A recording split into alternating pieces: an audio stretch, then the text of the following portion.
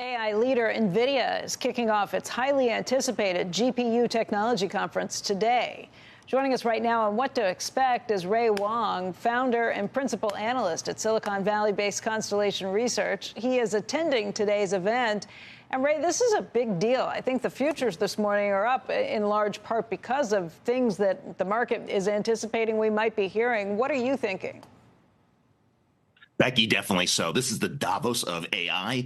This is where the developers, up to 10,000 or 10,000 more folks, will be here converging. And I think the highlights are really trying to understand where is Jensen's vision in the future and what new chips are out the door. And I think codenamed Blackwell, the B100 chip, is the one where all eyes are on at the moment. This is expected to replace the H100, and it's going to be a 3-nanometer class chip built by TSMC, which is going to be a lot faster than the H100, which is the current leader. You know, I've been trying to figure this out.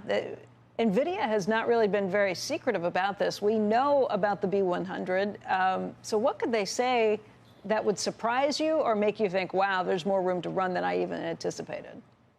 There are a couple things that are important, and it's not just the chip. Kind of like when the internet was being built, everybody was wondering who's going to win. Is it going to be the people that provided the pipes? Is the people who provided the picks and axes? But it turned out it was the companies that built their business models on the internet as a distribution channel. Those were the ones that won. And so the question is really not just the new chip that's coming out and how they're building it. It's going to be the software ecosystem, the partners that are on the next inning, and those second order, third order effects are going to be the companies that are going to be building the next stages of AI. And Jensen and co at Nvidia have been investing in those companies, and you're going to see a lot of those partnerships on stage.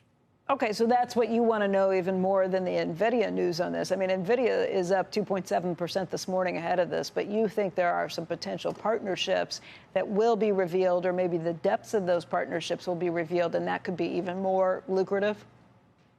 Those are going to be the ones where you're going to wonder who's going to build that next business model. It's kind of that like that, refrigeration example here. Like when refrigerators were being built, right? The winners weren't refrigeration companies. It was Coca-Cola that actually outperformed everyone else. So who's going to be that next Coca-Cola in the age of AI? It's also, where are they going to grow next, right? Data centers are pretty much capped. And so the question is, how's that sovereign AI strategy going to work out? How well are they going to do there? And then, of course, just trying to understand that next order of, the chips that they're building are so complicated. There's a 2-die configuration that's potentially being used here that no other company is going to be able to get to. And that's really going to be what are the other order effects, TSMC, Supermicro, and other chip manufacturers, if they can even catch up.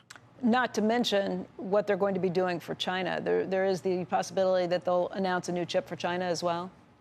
Of course, and they're going to produce another chip that's going to be less power, more constrained, but it'll be interesting to see if China's interested in those chips at all.